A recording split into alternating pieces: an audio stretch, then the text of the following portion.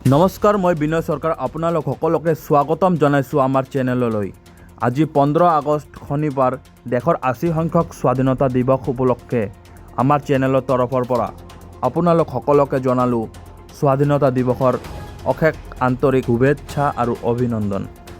আজিৰ এই বিশেষ দিনটোত আহক চাওঁ ৰাজ্য, ৰাষ্ট্ৰীয় আৰু আন্তঃৰাষ্ট্ৰীয় পৰ্যায়ৰ 11টা ডাঙৰ আৰু গুৰুত্বপূৰ্ণ খবৰ। অসমৰ প্ৰলয়ংকাৰী বানত হোৱা ভয়ংকৰ ক্ষয় ক্ষতিৰ প্ৰতি সমবেদনা জনাই ভূটানৰ ৰজাই মুখ্যমন্ত্ৰী ডক্টৰ হিমন্ত বিশ্ব শৰ্মালৈ পত্ৰ প্ৰেৰণ কৰিছে।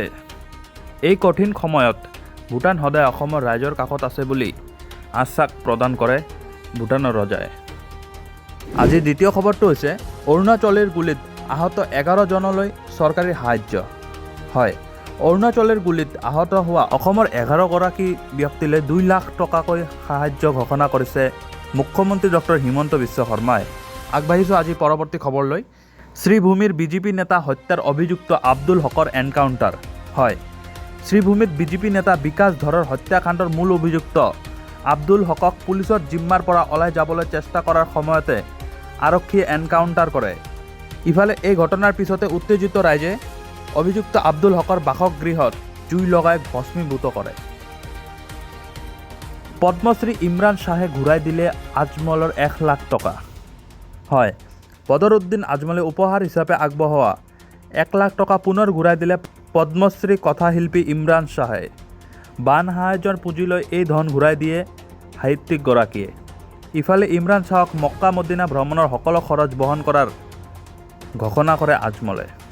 বানপীড়িত লোকৰ সাহায্যৰ নামত ইউটিউব লাইভ ষ্ট্ৰীমৰ জৰিয়তে 31 লাখ টকা সংগ্ৰহ কৰি তাৰে মাত্ৰ 6 লাখ টকা খৰচ কৰাৰ এক গুৰুতৰ অভিযোগ উত্থাপিত হৈছে ইউটিউবাৰ পিংকেল প্ৰত্যুষ সিঙৰ বিৰুদ্ধে। জাতীয় সংগ্ৰামী সেনাৰ নেতা চিতু বৰুৱাই এই সন্দৰ্ভত এক নিৰপেক্ষ তদন্তৰ দাবী জনাইছে। আগবাঢ়িছোঁ আজি পৰৱৰ্তী খবৰটোলৈ। হয়, কেন্দ্ৰীয় স্বাস্থ্যমন্ত্ৰী তথা বিজেপি সভাপতি জে.পি. নাড্ডা হঠাৎ অসুস্থ হৈ পৰাত তেওঁক দিল্লীৰ এইমছ হাস্পতালত ভৰ্তি কৰোৱা হৈছে। ইতিমধ্যে তেওঁৰ এনজিঅ'গ্ৰাফি সম্পন্ন কৰা হৈছে। আগবাঢ়িছোঁ আজি পৰৱৰ্তী খবৰটোলৈ। কমেডিয়ান সময় ৰাইনালৈ ডাঙৰ সকাহ। লেটেণ্ট শ্ব'ৰ বিতৰ্কক লৈ ৰুজু হোৱা সকলো গোচৰ খাৰিজ কৰিলে উচ্চতম ন্যায়ালয়ে। সুপ্ৰিম কোৰ্টৰ এই ৰায়ে কমেডিয়ান সময় ৰাইনালৈ ডাঙৰ সকাহ আনিলে। আজি পৰৱৰ্তী খবৰ তামিলনাডুৰ পৰা আহি আছে। তামিলনাডুৰ বিজয় থালাপতি চৰকাৰৰ বৃহৎ ঘোষণা। তামিলনাডুত অনুষ্ঠিত প্ৰথমখন বিনিয়োগ সন্মিলনত 68,252 কোটি টকাৰ বিনিয়োগ প্ৰস্তাৱ লাভ কৰিছে চৰকাৰে, যিয়ে ৰাজ্যখনত প্ৰায় 15 লাখতকৈও অধিক নিবনুৱা যুৱক যুৱতীৰ কৰ্মসংস্থাপনৰ পথ মুকলি কৰিব। আজিৰ পৰৱৰ্তী খবৰটো হৈছে উত্তৰাখণ্ডৰ চামোলীত সুৰংগ ভাঙি 7জন শ্ৰমিকৰ মৃত্যু।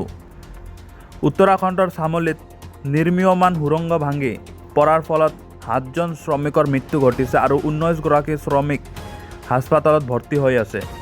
50জনতকৈ অধিক শ্ৰমিক আবদ্ধ হৈ পৰা এই দুৰ্ঘটনাত 10জনৰ অৱস্থা সংকটজনক। ইপিনে বাংলাদেশৰ পৰা আহিছে ডাঙৰ খবৰ। বাংলাদেশত ভয়াৱহ বিদ্যুৎ সংকট, ভাৰতৰ পৰা বিচাৰিলে সহায়। যেতিয়া বিপদত পৰে তেতিয়া ভাৰতৰ কথা মনত পৰে। হয়, এই চৰিত্ৰ বাংলাদেশৰ। ইন্ধনৰ তীব্ৰ অভাৱৰ বাবে চুবুৰীয়া দেশ বাংলাদেশত দৈনিক 9ৰ পৰা 10 ঘণ্টালৈকে বিদ্যুৎ কৰ্তন কৰা হৈছে। শক্তি সঞ্চয়ৰ বাবে নিশা 8 বজাৰ লগে লগে বজাৰ, শ্বপিং মল বন্ধৰ নিৰ্দেশ দিয়া হৈছে। এই ঘৰ সংকটৰ পৰা ৰক্ষা পাবলৈ বাংলাদেশ চৰকাৰে ভাৰতৰ ওচৰত অতিৰিক্ত ডিজেল যোগান ধৰিবলৈ অনুৰোধ জনাইছে।